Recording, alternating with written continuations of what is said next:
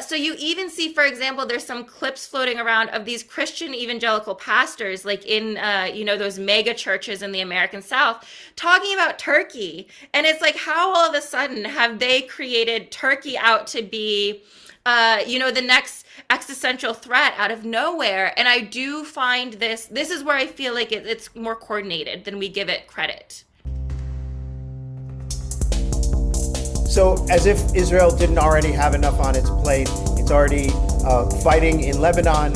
It's basically in a very shaky ceasefire with Iran, and it's already picking a new fight with another country, this time a NATO power, Turkey.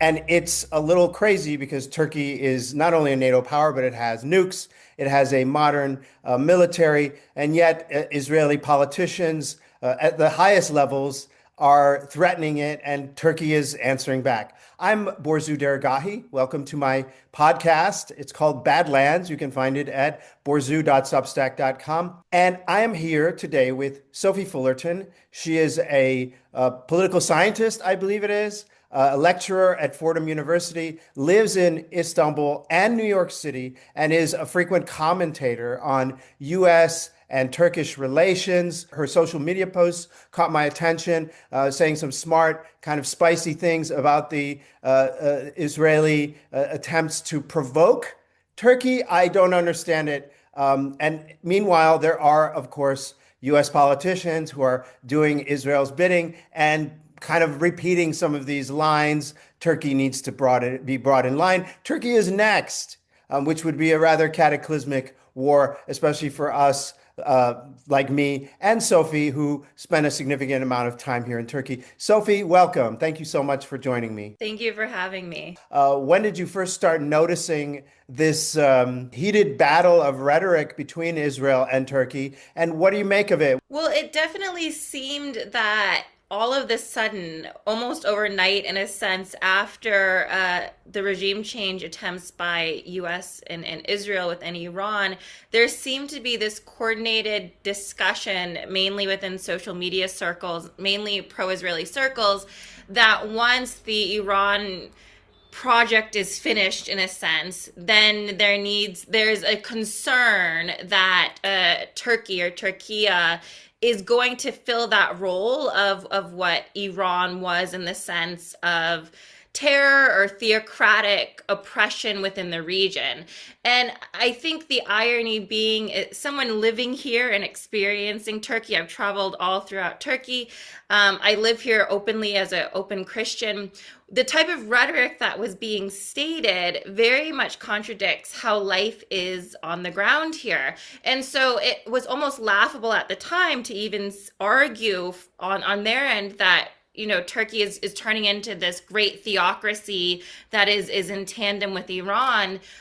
When you look at on the ground facts, A, that's not true. And B, when you look at how Turkey is set up as a governmental apparatus, it has nothing to do with theocratic overbearings like within Iran. It's more of a constitutionally secular country that's modeled around, the society is modeled around that. Sure. So what were some of the things that people were saying about Turkey? What were some of the comments that caught your attention from Israeli and pro-Israeli voices? Yeah, so a lot of it, I would say, are these buzzwords that are really meant to startle people. So you'll see like Islamist or jihadist, these types of words that are meant to bring in a type of rhetoric or narrative that, but and doing that also, it also allows for people to not dig deeper into the actual facts. So if you see the word Islamist or jihadist or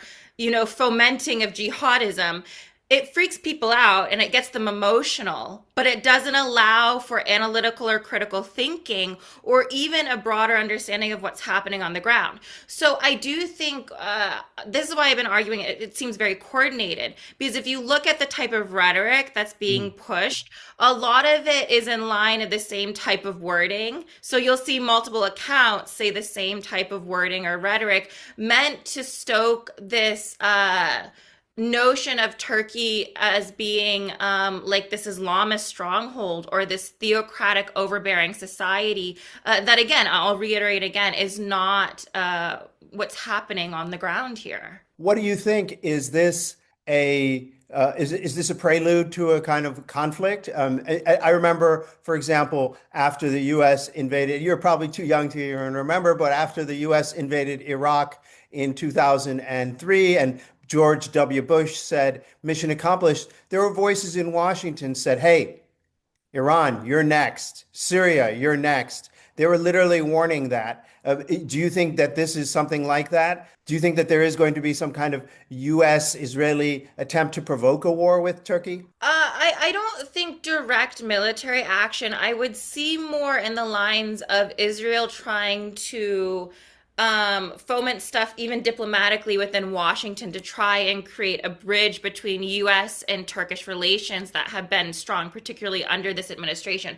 So I can see them doing things like that. What I also find quite interesting too is how these pro-Israeli or strong Zionist rhetoric is trying to foment, I would say, views around Turkey within Christian sects or Christian fundamentalist groups within the US. And what I find really interesting about that is they're smart in the sense of understanding that, particularly under the Trump administration, the US evangelical or the American fundamentalist Christian demographic has such strong sway and influence over conservative politics, particularly this administration.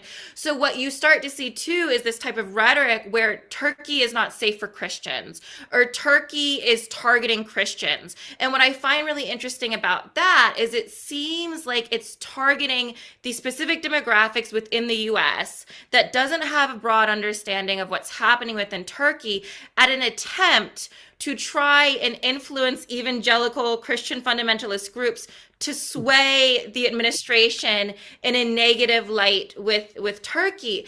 So you even see, for example, there's some clips floating around of these Christian evangelical pastors, like in those mega churches in the American South, talking about Turkey, and it's like, how all of a sudden have they created Turkey out to be the next existential threat out of nowhere? And I do find this is where I feel like it's more coordinated than we give it credit. Despite a lot of the rhetoric from Erdogan about Israel, Israel is still getting its jet fuel for its fighter jets through Turkey. It's still coming from Azerbaijan through Turkey. And if Turkey really wanted to mess with Israel, it could cut off that flow. I mean, is that something that you've ever looked at, and the trade relations between Turkey and Israel, despite the rhetoric? Again, like what I keep reiterating, on the ground is so different than the type of rhetoric that's coming. So even last week, we had that attempted terrorist attack on the Israeli consulate, and you see Turkish authorities really go and stop this. And Wait, again, for listeners who don't know about it, could you just briefly describe what happened there? yeah, so there were a few gunmen. I think they were coming from Izmit, a neighboring city, and they, I believe, had relations with radical movements, and they attempted to storm the Israeli consulate and do some type of targeted attack, terrorist attack against the Israeli consulate. It was immediately just to be clear, the consulate is not like some little building. It's in like an office tower type of structure in Istanbul. It's not like it's kind of a pretty fortified high-rise building, and they've got like a floor or something like that in that building. And from my understanding, too, no one was in the consulate. So it was empty, but there was still an attempt for them to try and breach it and do some type of mass terrorist attack. And it was immediately stopped by the Turkish police. And it just is so interesting to see that, I think that these incidents deserve credence or credibility, because it shows again that the type of rhetoric is not falling in line with how Turkey is doing diplomatic or any type of relations with Israel. So again, I keep reiterating within my social media too that during times like this, when heightened rhetoric and emotion is at its height, it's really important for us to move beyond the emotion or the heightened type of wording and look at what's happening with on the ground, or look diplomacy wise or look at the policy, these types of things that really go against the type of disinformation we're seeing coming out of these Israeli circles. What is the reality? We see the rhetoric. It's these two Middle East powers kind of yelling at each other over who's the biggest kid on the block. But what's in your assessment, what is the empirical reality? So I focus on disinformation a lot. And with disinformation, what you need to do is remove the emotion of the politics and really look at the on the ground realities. And what the on the ground realities is that Israel needs an existential threat to continue to justify its types of regional crimes to its domestic population, but also to the US, for example. So there is definitely a need for Israel to continue to have this type of existential threat. Turkey is able to fit that role because it's also a regional power within this region. They have influence within Syria. They're continuing to broaden out their influence, and for Israel and Israel's broader project within the region, that cannot go. So Israel does not want a competing powerhouse within the region. So when looking at the disinformation, you need to look at why a country is wanting to create a type of rhetoric or narrative out of thin air. And when you look at Israel's regional interests, Turkey fits the line as to why Turkey is on the next chopping block for this type of rhetoric we're seeing. Also, Turkey, though, I mean, it takes two to tango. They could de-escalate, they could cool things down, but it doesn't seem like Turkey is interested in cooling things down. Is there a game that Turkey is playing as well? Can Turkey use an enemy or faux enemy like Israel as well? What do you think? Well, so I see it a bit differently in the sense that it seems like Turkey has really been trying to stabilize things, so especially after Syria. So after the Syrian conflict ended, it was almost positive for Turkey in the sense because a lot of Syrian Very refugees were positive. going Yeah. back. So it allowed for Turkey's immigration problems to be less. There was also a concern too that if the Iranian regime fell, then would Turkey then be the next to take in these refugees. So Turkey always has become, I would say, a safe house for different types of peoples and populations for when we see different conflicts or instability within the region. Turkey has continued to be a stabilizing force. So I would argue almost the latter in the sense that it doesn't benefit Turkey to do anything that would continue to get Israel's wants or desires per se. I would say that the one that benefits the most with destabilization within the region is Israel, because Sure. Israel has been operating as an expansive regionalist force within the region. I see a kind of little bit of a difference between like major public support for Iran and kind of opposition to the U.S. war. Meanwhile, Turkey, a NATO power, hosting a couple of U.S. bases, one a very large U.S. base, have the government having to play more of a balancing act. What do you see? How do you see it? It's interesting to see how sentiments on the ground here change relating to how people view the U.S. per se. So, for example, when Trump was first getting into office, there seemed to be more of a stronger pro-Trump sentiment within Turkish populations, that they were more. Are you talking 2017 or 2020? Oh, sorry. The recent one, Okay, our most 2025. recent. Yeah, 2025, where it seemed that people were excited about Trump, particularly after Biden's failed policies within the region with Gaza per se. So they were looking for something fresh and new. And I really do believe that the idea of Trump 1.0 within the region was very much on people's minds of how he operated within the region. Now there seems to be a strong shift where you talk to people and they're very much like, what is the US doing? This is not who we remember as Trump. There's a lot of questions and confusions of how the US is operating because it seems so contradictory to how people once viewed US foreign policy per se. And what, if anything, are you picking up, just even from friends and people around, about public sentiment about the war next door? Are they opposed?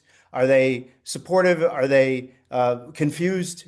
I would say it's the confusion the most, that they don't really understand US goals. And I would argue too, it's the same with Americans. I mean, if you poll Americans within the US, could they say that there's a strong narrative to be had as to what we're doing within the region right now? And so I would say that there's almost like this collective confusion of what's happening, and a concern that how Trump continues to go more and more erratic, what this means for the globe moving forward, because it just seems that we have 33 or 32 more months of this administration, that the amount of I would call it a destruction he's posing has I don't see how this can continue for this long.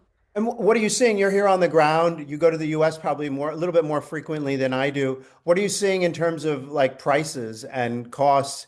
Are people feeling the impact of the conflict in Turkey in terms of rising prices? Are people blaming anyone at this point? Is there a awareness that that the war is causing these rising prices, or are people just frustrated and angry? It's interesting to me. So I go to London a lot, and usually from Istanbul to London, the tickets are like $40 to $70. I saw a ticket for 300 US dollars to go from London to Istanbul. And that, I would say, was the first personal shock I saw, because it feels like things are just so extreme. And I hope that there's some type of stabilizing force within the US government, per se, to where we get back to a sense of normalcy, because it just, like I said previously, it feels like this can't continue for 32 more months, because Trump has caused so much damage within the US domestically, and then you see also this domino effect of damage within the region now.